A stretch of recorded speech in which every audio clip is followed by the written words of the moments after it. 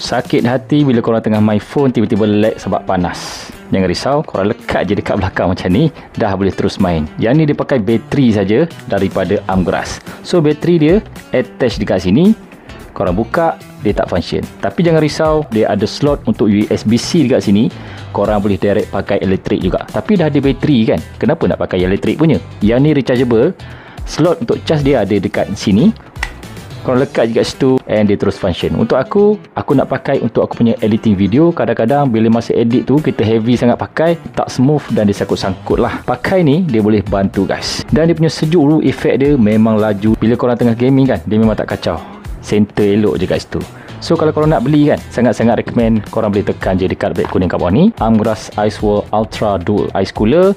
Dia punya bateri dia ada bagi juga dengan dia punya besi ni. Holder yang macam ni pun ada dia bagi juga kalau korang nak pakai. USB-C kabel yang agak berkualiti dan tebal. Korang akan dapat semua ni dekat beg kuning kat bawah.